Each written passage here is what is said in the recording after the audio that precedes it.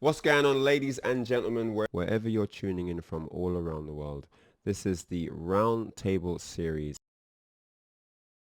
Man, what a lineup I've got for my first ever show. None other than NY Chris G and the legend himself, Alex Valle. But what can I say, man? Both legends. I mean, New York's Chris G is one of the newest legends of the North American fighting game scene. And then Alex Valle is one of the veterans, man. One of the first guys when I looked up American Tekken, I saw this guy winning a Tekken tournament. It was the first ever American. I think it was like this. It was Alex Valle and Tragic. I saw you two were the North American faces of Tekken. So yeah, a lot of history between you both, of course, and I don't even want to know how many tournaments among the three of us here on this table. Must be an insane figure. But welcome, gentlemen. Thank you so much for your time today, and we're just going to go through some very, very interesting and juicy subjects, as well as some more personal lifestyle decisions as well. So, first question. Why do you play fighting games? You want to go first, Greg? Oh, okay, I'll go first. Why not? Well, I guess, it always starts off with like everybody's, favorite answer, like, oh, I played video games, growing up, since I was a kid and blah, blah, blah. But honestly, for me personally, just gaming, fighting games, it's always been an escape. The real world was always a little harsher than fantasy. And for me, for one, right, I use those video games as an escape, right, fighting games. But after a while, I started to realize like how much I just loved winning, how much I loved competition, how much I love, just beating up the person next to me, Like going to Chinatown Fair when I was able to go by myself, like it was just a whole different experience. Like nothing beat it, even when I would like stay home and play like other games in general, like RPGs and stuff like that. It didn't, fill that void where I'm like, you know what? I feel like somebody else needs to be here. We need to have like, a long set, whether it was literally anything. And yeah, it just felt good to just win, lose, learn, come back, win, lose again, come back. Like you always felt like something was going to change. It wasn't the same experience every time compared to playing any other game. You know what happened. If I lose, right, in a fighting game, right, go to the arcade and I lose, I waste that 50 cents, $1, $5, I know, like, damn it, I need to go home, think about what just happened, then come back so that doesn't happen again. So it's kind of like going to school. You're always learning something different, right? Like and then, yeah, you use that knowledge from the day before, and you just keep going with it until you end up losing less and winning more. Like, and 20 years later, it hasn't changed for me. Like, I still like to keep playing games, fighting games. I like to keep winning, and even losing sometimes feels good because it's like, all right, you know what? Like, there's something else I need to do, something else I need to learn. And yeah, that cycle I feel like will never end. Alex? Why do I like playing fighting games? Well, I mean, I always love video games since I was introduced by them by like my uncle. Took me to the arcades at a very young age. He also introduced me to super old consoles, but at those times, fighting games weren't really out there yet. It was just a bunch of, one-player games, and it was fun, playing by yourself and playing for the high score. But as soon as Street Fighter 2, like, not Street Fighter 1, Street Fighter 1, it wasn't really played together. Street Fighter 2 was the game that, like, really brought a lot of people together, and I'm like, I can play against people. That's pretty dope. Like, into something I already enjoyed. I like going to the arcade. It was a thing to do. It was a culture back then of going to the arcade. Kind of like going to the skating rink, going to the movies, going to the mall. I was an arcade rat, and I just fell in love with the whole ordeal of putting a quarter up, waiting your turn, that anxiety of like, ooh, I'm next, I gotta do, right? And getting your butt kicked, and you're like, what just happened? I don't know, but like, okay, how do you do, like, the whole learning experience of something new, because Street Fighter 2 pioneered this whole thing. This, like, everything blew up because of that game, and I was just lucky to and very fortunate to experience it with many other people of my age group back then, because a lot of people these days start with Street Fighter 4, Street Fighter 5, or other games, and they weren't around when the arcade was like on the come up, in what we call the 90s golden age of fighting games. So that's kind of where, like, I grew up. I fell in love with the early community, small little groups going to different arcades and visiting different areas, right? This is all before tournaments, by the way. It was like just the meeting new people playing different characters, so like it's an ongoing thing. So that, like, why I started to play fighting games and why I love them, but eventually it became about the people, because the people that I met along the way all these years, kept me going through, like my mentors like Tao Duong, Mike Watson, John Choi, right? Obviously big names that I've met along the way, and it was a rival thing to, like, okay, now we put all of our knowledge together, fighting each other. Why don't we do it together and take this across the country and see what we can do with it, right? So it was such a lovely experience. But that's why I play fighting games, man. Couple of things that I want to touch on from what you both said, actually. I mean, for me personally, I 100% agree with both of those testimonies. Like, I've been there, that same feelings that you kind of described. From what Chris G said, like this escape thing, that really touches me. If I'm honest, I don't even think I knew I was escaping at the time. Do you know what I mean? Like, I was just in it. Like, I don't know, I found arcades and it was just something I did. It wasn't like I'm doing it because. It was just, well, this is fun. And, that place we went to yesterday, like, I really want to go back there again tomorrow. Like, I enjoyed today. I don't know what it meant, but it meant something to me. Let's do more of that. And then you sort of start going and this is sort of Street Fighter 1 times, where it was just a challenge to do a special move. And if you did a special move, it was like, oh my God, I did it. Did you see that? I did a hurricane kick, and it was like a big deal. Like, a fireball came out, and then the next challenge was, can you do a fireball and actually have it hit the guy? That was the challenge, and every step of the way the challenges got more fierce, and can you do a dragon punch and all that stuff.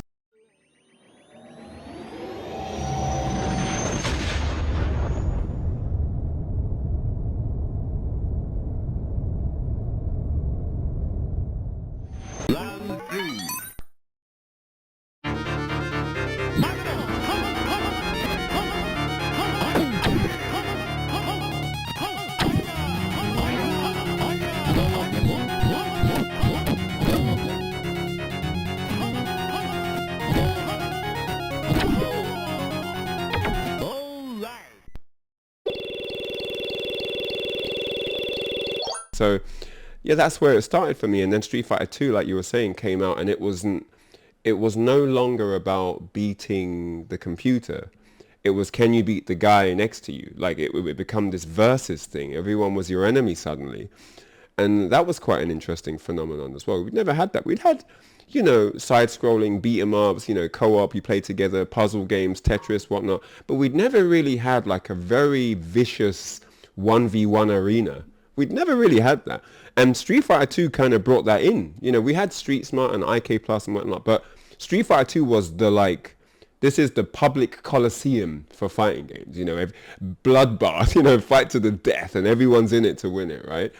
And I don't even think it was such a fast-paced phenomenon that just swept the nations that I don't even think we knew what was going on when it was happening. It just was upon us, and suddenly there are these characters and massive sprites, and you enter the arcade and you just hear the music from wherever the machine is. You just hear the sound. You know exactly what stage it is, and things like that. Like, those experiences I just really cherish them. Like inside what you're saying about like, you know, some of the newer players who might not have experienced that. It's such a unique thing to have lived, you know, that period, whether you were winning or losing. You know, I wasn't particularly good then yet, and you know, but I just liked being there. I liked being part of the mix, you know, and yeah, and so I guess, but if I look back, I guess I kind of was escaping a little bit, you know. There were some things in life that I probably admittedly didn't want to face or accept, or, you know, it's just, that's just what life was like for me, and I didn't have the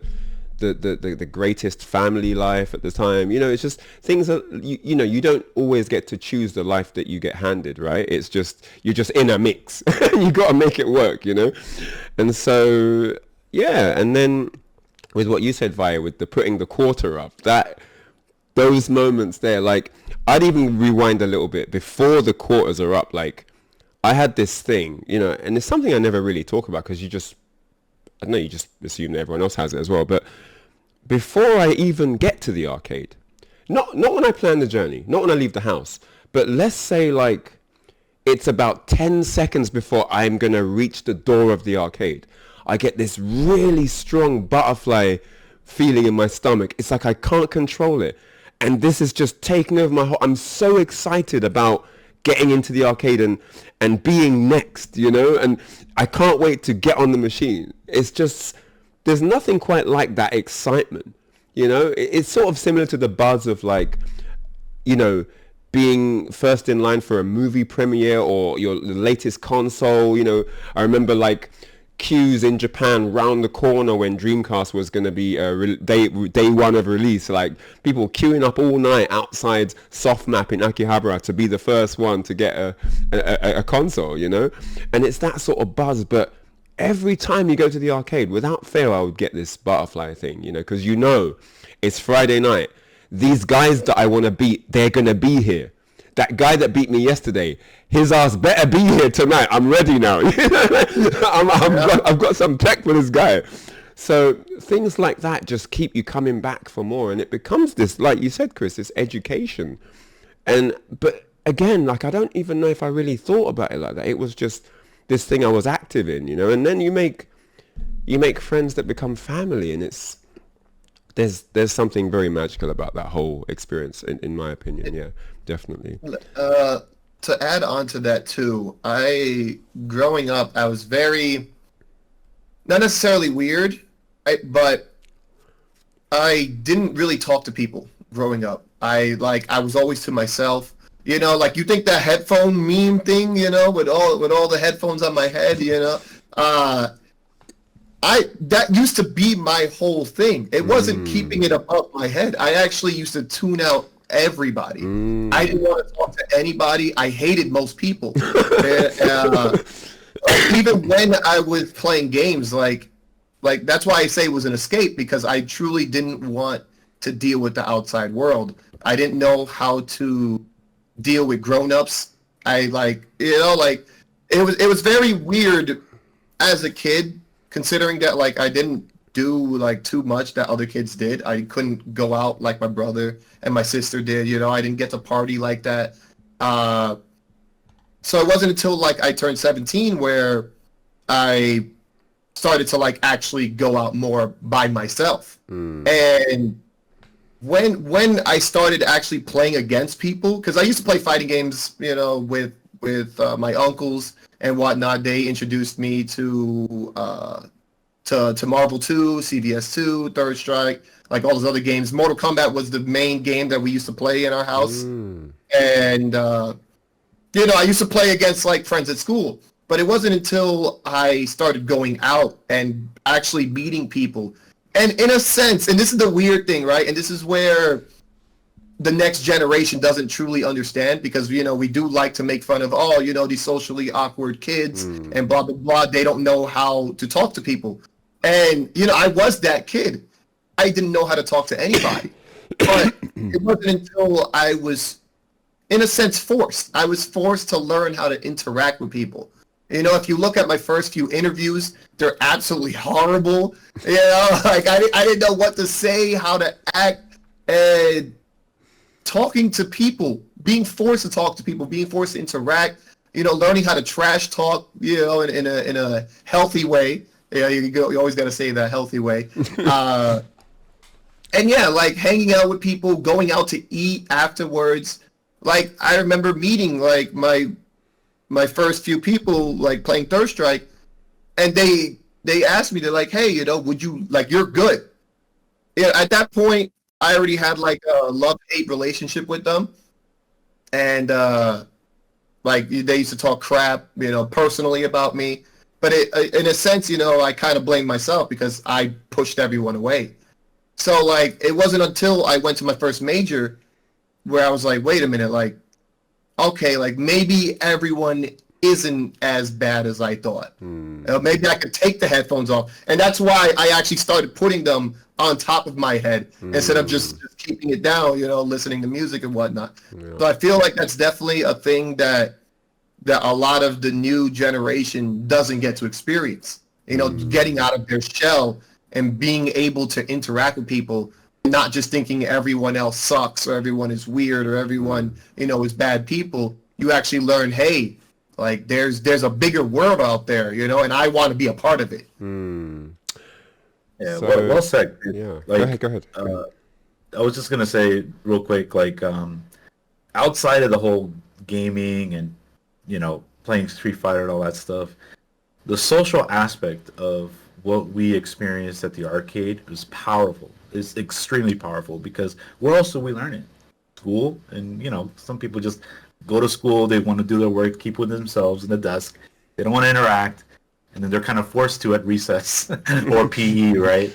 But if it's something that you actually enjoy and you find out there's hundreds, thousands of people that enjoy the same thing you do, it's another powerful thing. It's like, what the hell? And we were, Ryan, we were there from the beginning. We saw that happen. We saw that birth because there was no way we thought the same amount of people liked the games that we liked. There's no way. Yeah.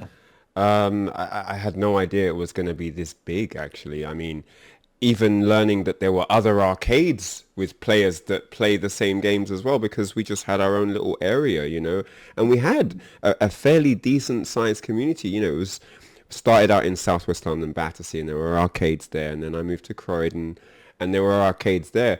But you kind of think that's it. You've got your own little world, and you think that's all there is. But then someone's like, oh, hey, there's this place that's got like a whole group of guys. You want to come down? And then you go, and it's like, oh my God. And not only are there a lot of players, but they're really good. That they're better than where you're from. And it's like, what is this? And so it sort of unravels itself over time, and you kind of realize, oh wow, this is way bigger. I mean, just imagine if we'd had, the internet and social media back then, right? That would have been able to connect the dots on all of these communities that we had everywhere. That could have been very, very interesting in itself. So yeah, really, really insane that we've been a part of that birth and seen it all unfold and been able to experience the arcade era together.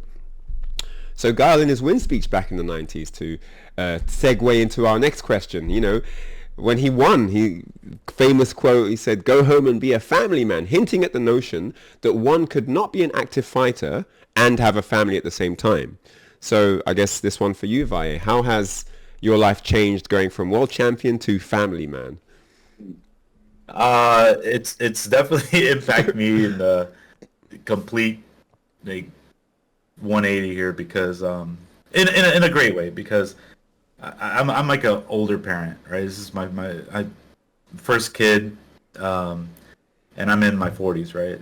If I was in my 20s or 30s where I'm expected to have a kid at those times, I would be fighting within myself to still experience life and enjoy fighting games, and then my kid, and I'm trying to compromise time with my kid. But now I'm like, no, dude, my kid is my everything. Like, I've already indulged in so many wonderful memories, and it's just a blessing that I can still have a kid. Yeah. And I still do enjoy playing some fighting games here and there, but definitely hasn't been a priority for so many years. And even like on the production side too, like we're slowing down a little bit because like I gotta man up, I gotta do what I gotta do with my kid, and as time goes, she's getting older and she's getting curious to see what I'm doing. First, she didn't let me play games. She always tried to get my hands away from the controllers, and she wants, her time to like, what's that? What's that? I'm like, this Street Fighter, Hadouken. She's just like, I'm like, okay, maybe it's something that she might like down the road, maybe not. But I mean, I'm just blessed, and if anybody out there that is planning to have a family or even not, like it's your life, but if you do, I mean, at least as a dad, it's the best feeling. You can't just put it into words. It's just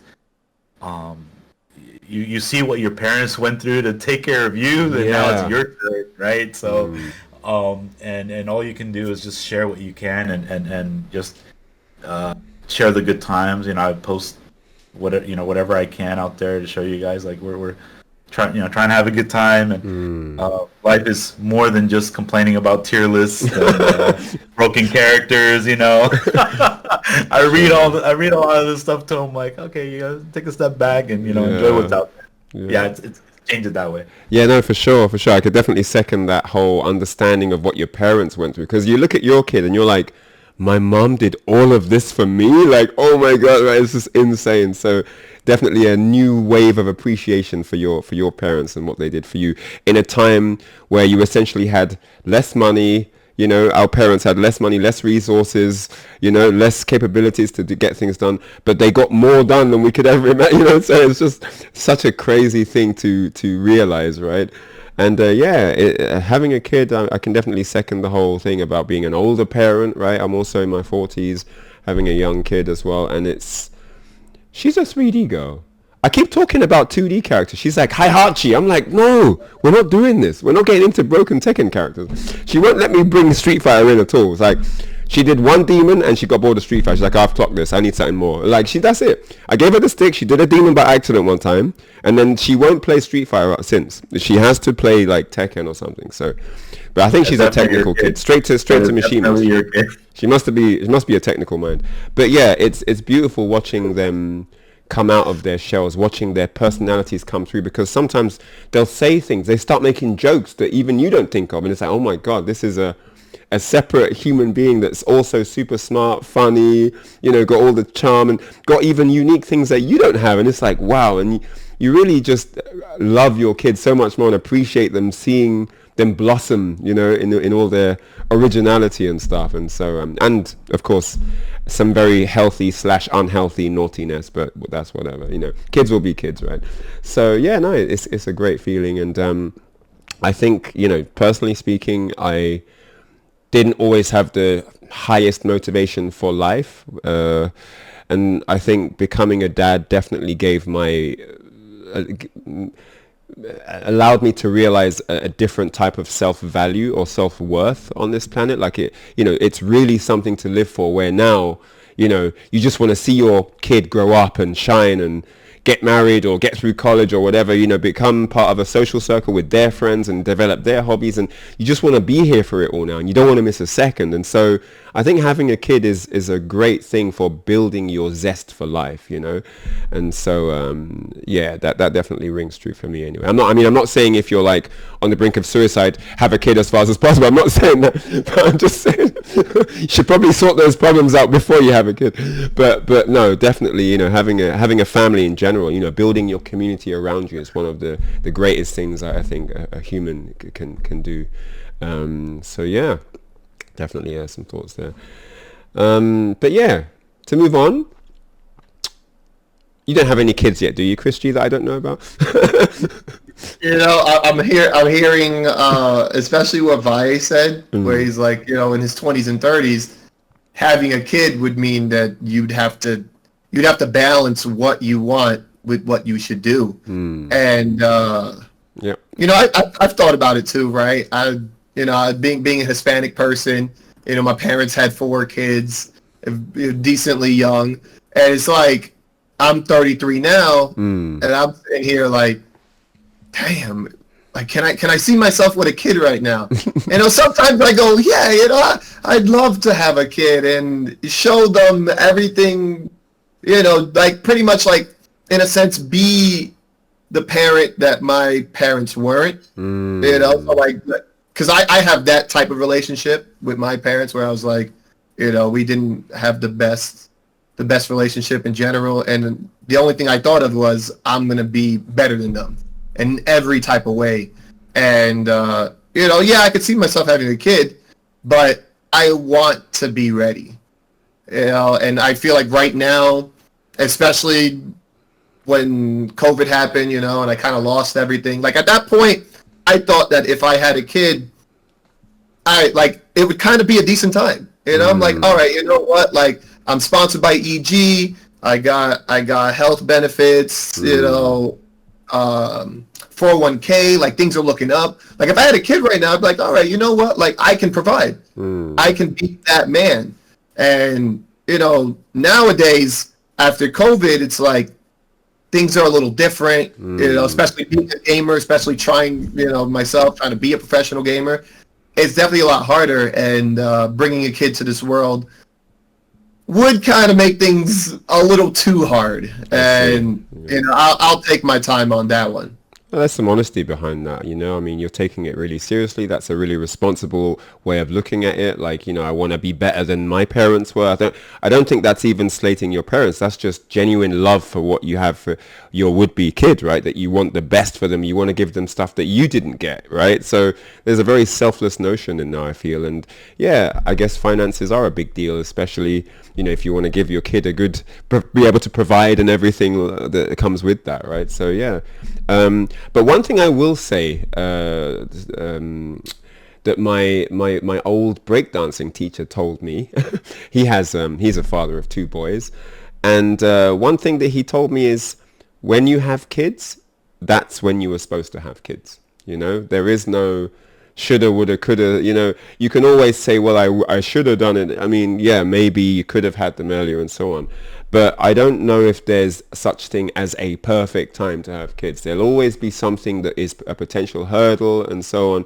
So I think when they pop out is when they pop out, and I think we just move forward like that. Yeah, once your missus says the bun's in the oven, just get on with it, and the whole getting ready to be a parent, I'm not ready, that comes, man. That comes. You just switch gears. It's weird. It's like, it's just biology. It's automatic. Like, you know what I'm saying? Like, Valle is nodding his head. He knows what I'm talking about. Like, things just change within you. I think every parent has their own timeline for that shift, right? Because there's also not just a physical, but, more for women for the physical side, but there's a psychological shift, especially, right? For men, it's a bigger psychological thing. A lot of men have said that they didn't really feel that huge connect to their kid until the kid came out, until they saw that, until the kid laid on the bare naked chest, then the connect was real, So I think for every person it's different, and you'll have your journey that you'll maybe share with us one day, So yeah, but to move forward, you've been at the very top of your game,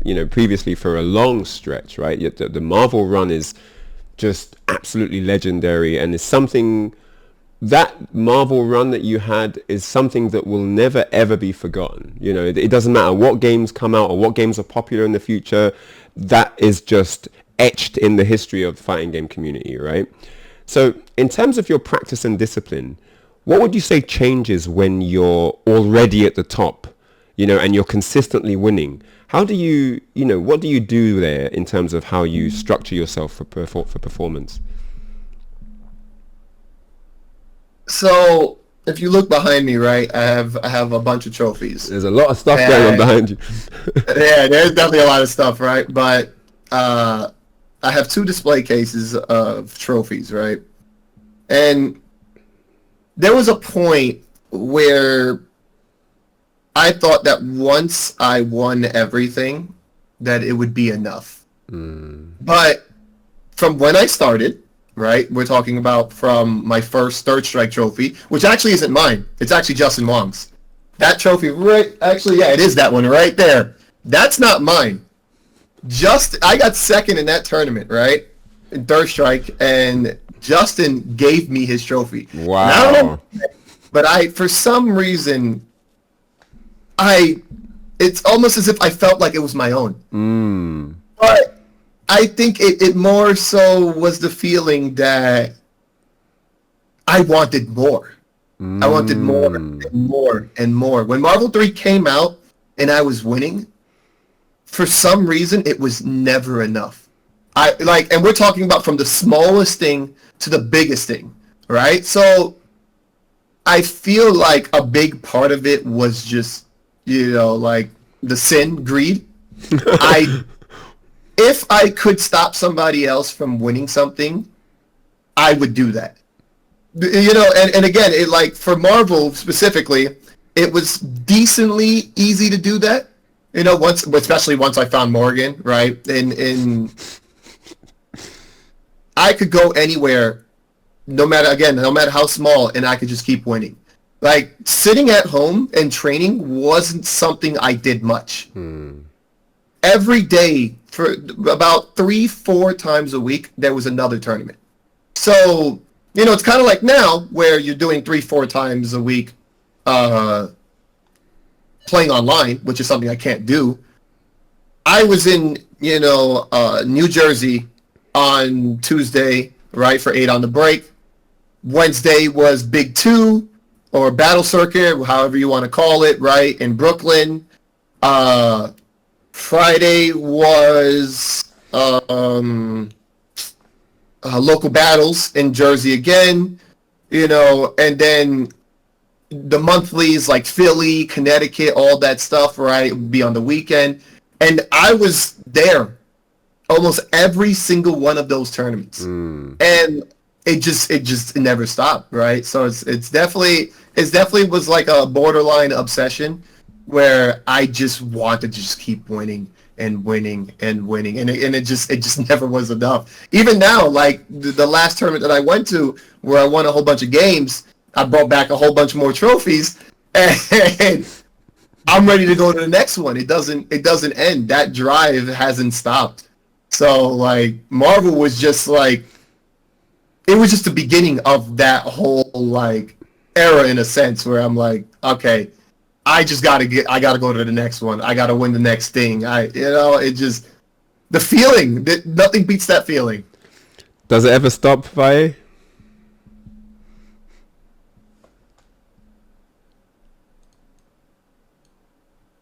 Oh wait, can you hear? I can't hear you, Valle. Sorry. Oh, there we go. Sorry all about that. good. The question is though, does it ever stop? Okay. I was gonna say I have a little funny story about this. So the 1998 Street Fighter Alpha 3 World Championships, right? So it was, you guys already know, it was like the first international US versus Japan match, and I've already won so many tournaments already, and I'm getting up to the age of like early 20s now, and I thought, okay, if I win this one, I think it's time to hang it up, because I for need to, real? like, pursue other things, and just because I'm when you're in early 20s with like an immigrant family, and we're kind of poor still, so I had to plan all these like ultimatums started come flying in. That's a whole other story, right? I've reached the extreme of what I could possibly do in that era, because we weren't winning $100,000 of prize pools. We were talking about arcade tournaments where you win like $67 to $80 to $200 or something here and there. But anyways, so I'm like, okay, the match happens and I didn't win, and I was really pissed off. So that really was like, man, and I almost beat him, right? But I'm like, nah. I was like, nah, dude, I'm gonna get him in the next tournament. This is crazy. All it takes is just one pivotal loss, just one. So it can just, something clicks in your head and you're like, nah, it's not enough for me. So yeah, and anybody that aspires to be good at anything, you have to lose. You have to lose. You have to experience true loss, not just, oh, you didn't have you didn't understand the game or I'm new. No, it's when you're already seasoned, you're already in there, and you're doing well.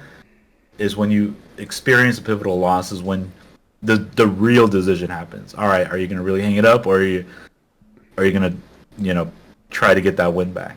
So it's kind of obsessive. It's kind of addictive, and it's like when you're at that level, like only when you're at that level. So I would say it probably doesn't stop until you've had enough.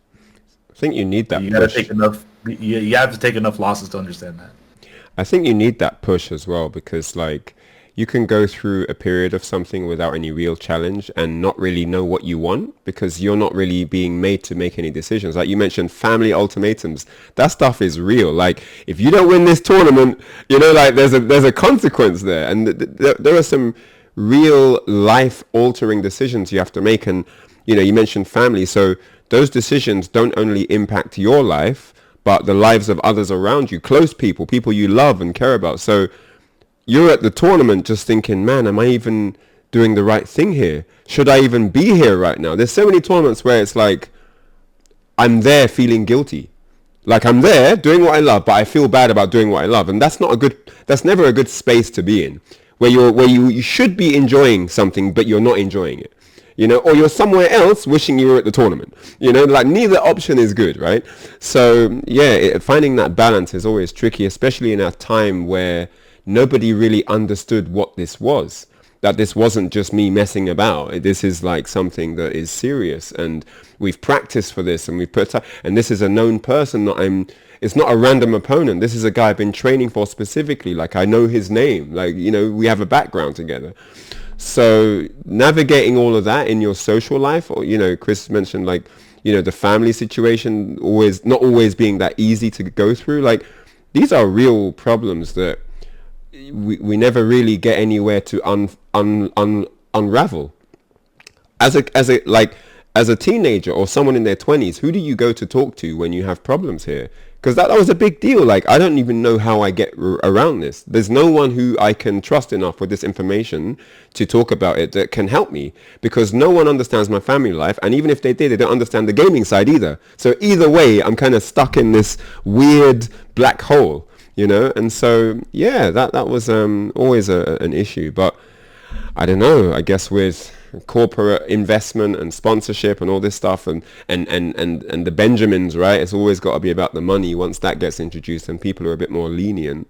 I've had interviews with parents that have kids that play Fortnite, and I've talked to them about what they feel with the time consumption, and they're like, well, he's bringing home $15 million. I can live with it. It's like, but he's not doing but he's not taking exams at school. Is that cool?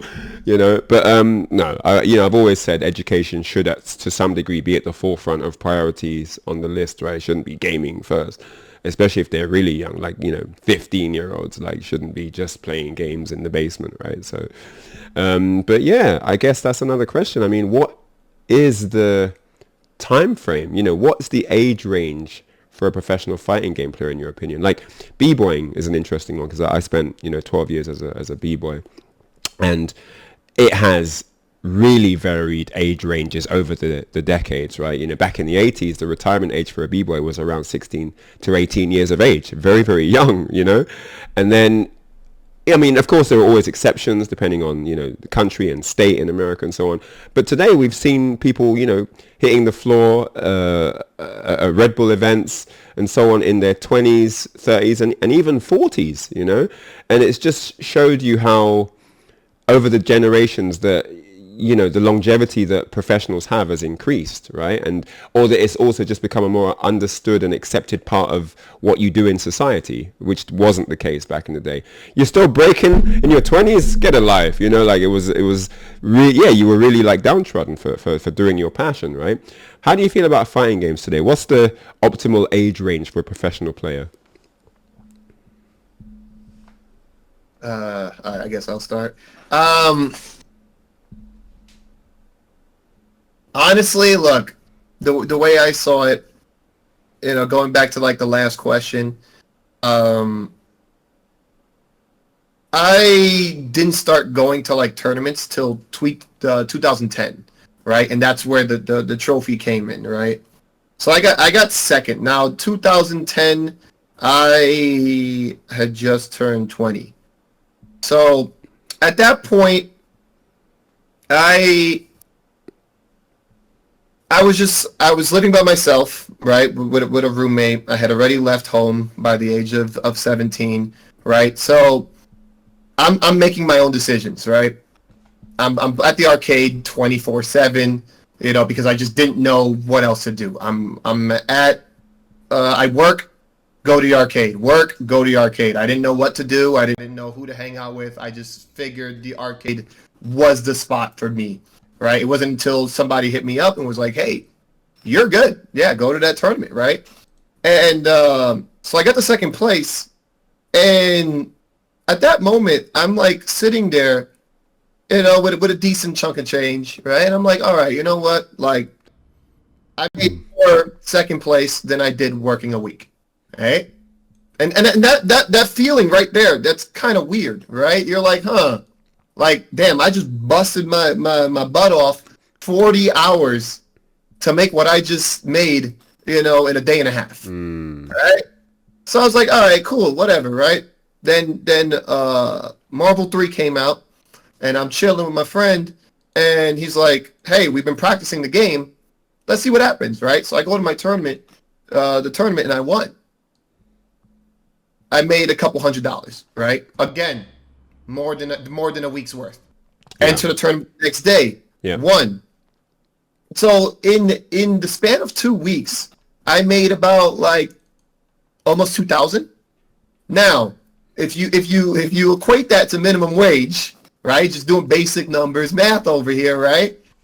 That's a long time of working, right? For a 20-year-old such as myself, right? 21 years old. By the time you make $2,000, I mean, that's what, a couple months, 2 months, you know? And I made that in 2 weeks. So it's hard for me to personally talk about when the time frame should be, right? I like to think if you are good, see how far it goes, right? Because you like, think about it, right? We have kids right now who want to do what I do. I will never, ever, ever, ever recommend someone do this. I will never, in a million years, when someone goes, hey, should I be a professional gamer? Don't do it. Don't do it. It's stupid. Especially if you're considering fighting games, right? Now, you know, League of Legends, Valorant, all that stuff, right? Okay. If you have the skill, yeah, there's big money to be made. But honestly, the way I see it again, if you are good enough, see how it goes. I'm not gonna be like, oh yeah, you know, practice for 3 years, see what happens. No, that's not smart. Like if we're going with economics here, that's just not a good investment.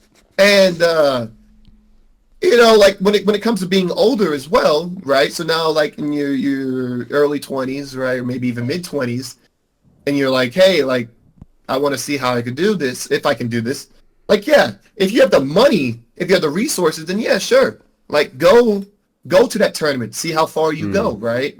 Maybe it's just a hobby. Maybe you just want to go to tournaments because, you know, you just want to experience, you know, like being around people that share the same hobby as you, right? Just like any con goer. But yeah, like the way we see it, what, Sacco's in his 40s, you know, still going to tournaments, had a whole family. You know, we don't see him much anymore because Street Fighter 6 and, you know, COVID and things changed. But Street Fighter 5, we were still seeing him, right? Daigo, Valle, you know, all these people still traveling, still going to these tournaments and whatnot. Late 30s, you know, early 40s, and it's like, well, I mean, if I'm 33 and I'm still doing it, I can't really say anything to a 40-year-old person who's still doing it, you know? And then even younger than that, right? Like Do, Punk, Mena. At the end of the day, they have the skill to do it. So I can't tell them anything, right? If you can win. Make the money while you can. Network, more importantly, network while you can. You know, because if anybody can say anything, it's definitely me, who burned every bridge humanly possible.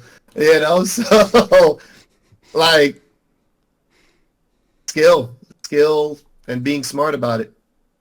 So that can start at any time. Definitely. Baye? Yep. It's a very interesting question because it's definitely not just like black and white as your age, because I mean we're playing video games for one. You know, like if you play sports, yeah, there's going to be limitations with your health and body and mind and everything, right? And video games, yes, it's very mental. There's things that obviously you can, you know, Smash players have a really difficult time playing Melee for a long time because playing on those controllers is really mess up their hands. Same thing with fighting games. You play on, you know, Fight Stick. They have to transition to either a gamepad or they have to transition to a leverless controller. Like, there's a lot of factors, and the health of someone that's pursuing gaming for long periods of time. Yeah. So, I would say the right prime years would be 16 to 25. That's probably the most optimal years you'll have to play because you have a bit more freedom and you're at the ultimatum point as well. Like, all right, I reached a certain level in my early 20s where I can actually probably do this professionally. So I'm going to keep going. But, and or if you're going to college in parallel to this and you get an opportunity in college to intern somewhere or you have a good job lined up, they're going to go probably to their profession. And, you know, we've seen many different cases of everybody that can continue to play, and this is what they wanted to do. I'm pretty sure they made the decision in their early 20s. You know, you have the outliers of the gaming gods that's, you know, Chris G has mentioned, like Sako or Daigo. They've made a decision a long time ago to keep playing, you know, and they're always going to be champions because they're scientists and they're maniacs and you know, like to have so much passion for something, to truly understand the science behind this is insane. You know, it's just like, and I also agree with Chris. Like, it's not recommended to do this as a profession. You know, you can't think of it that way first. We have the knowledge now and like some data to see like, okay, where are people at if they continued this? Are they, you know, good financially, or is this only a couple of people that made it? And what about everybody else? You know, struggling to keep playing. Is that realistic for you? Is that realistic for the people around you? Like you said earlier, Ryan, you know, your family. You know, you gotta, you know, you gotta show accountability to your time spent in playing this. So, so there's no, like, again, back to what I said earlier, there's no time frame that we know of where you really have to like call it quits.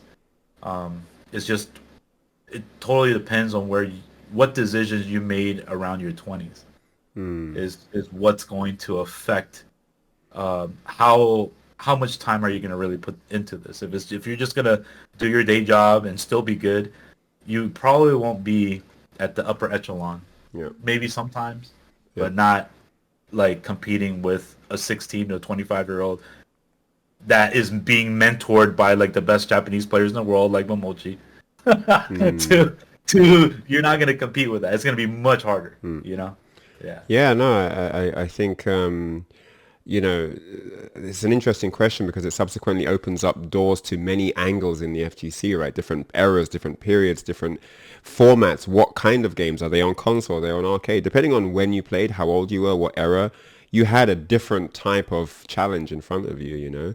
And I think it's very difficult to say, I recommend you do this, because you're essentially sentencing someone to doom and failure if this doesn't pan out, right? Not everyone can become whatever, like 5-time, 6-time Evo champion, you know.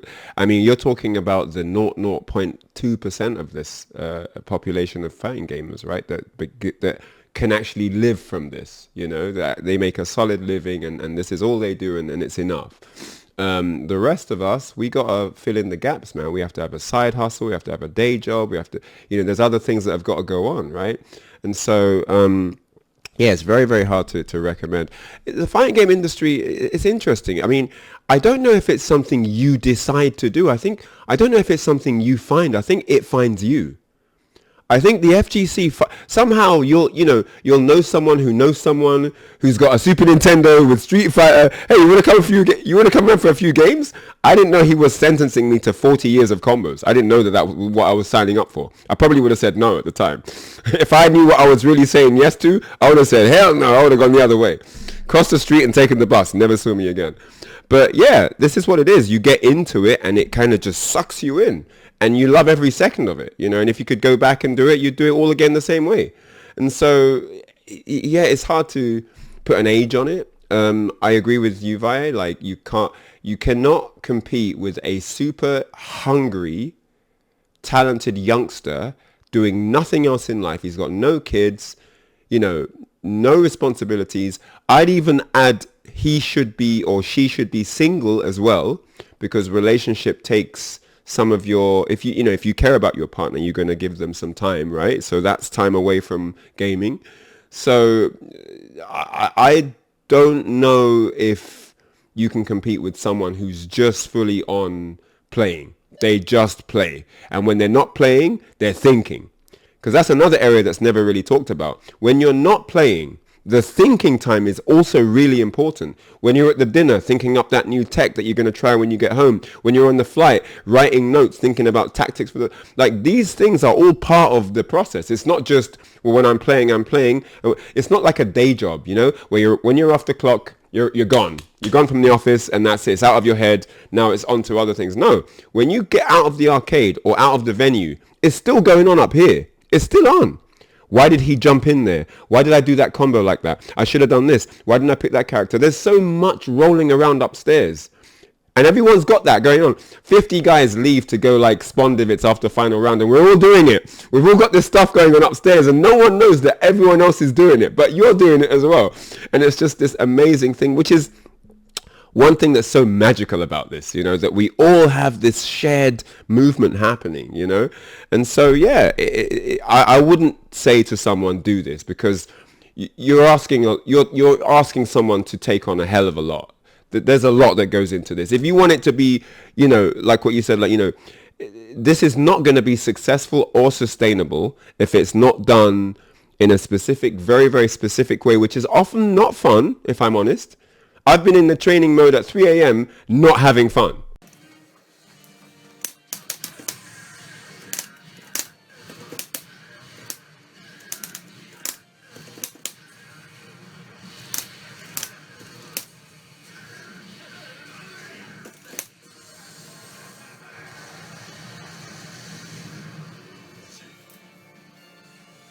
Because I got to get this down. I got to drill out this sequence till I can do it every time. And I'm not sleeping till I've done it every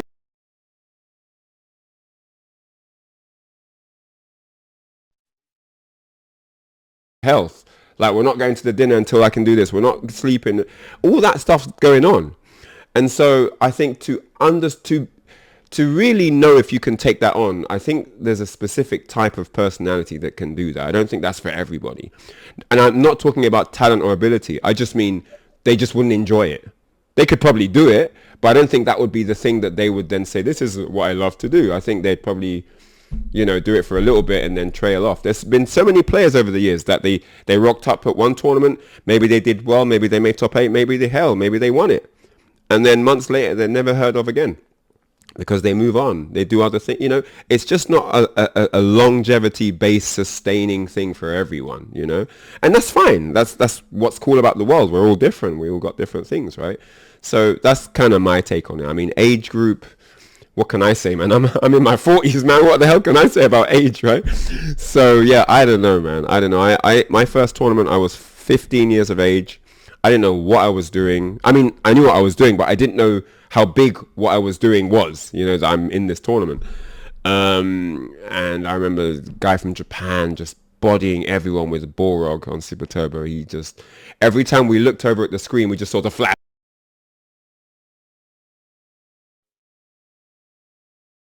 I mean, he's not an active player now, but he's around. So big shout outs to Shin, and then Joseph. Big shout outs to Joseph, who won the tournament with Original Sagat.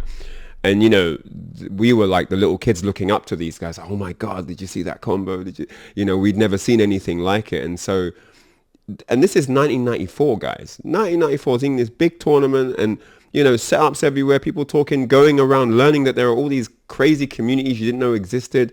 And that was the start of the FGC. We didn't know it at the time, but that was the start of this whole thing, you know. And so it's just fascinating. And yeah, there were people, even then actually, there were people there from, at least from my memory, of all ages, you know.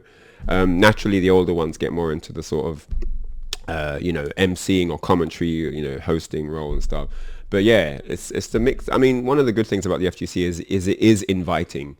Whoever you are, there can be a place for you in the FGC if you want it, right? So I think that's something good that's to be said. Hey guys, hope you enjoyed episode 1 of the Ryan Hart Roundtable series. I've been trying to get this show on the road for a few years now. I mean, I had this idea way back during the pandemic, you know, and it was just a really complicated mission to put it all together. But here we are, finally done and dusted, episode 1 in the books. So guys, if you really like this sort of content and you want to see more of it, do leave a like on the video and subscribe to the channel so you'll be the first one to know when I get more content up and out. All right, so I'm really tired now. I've stayed up late to edit this for you guys to get it out so you could watch it as soon as possible.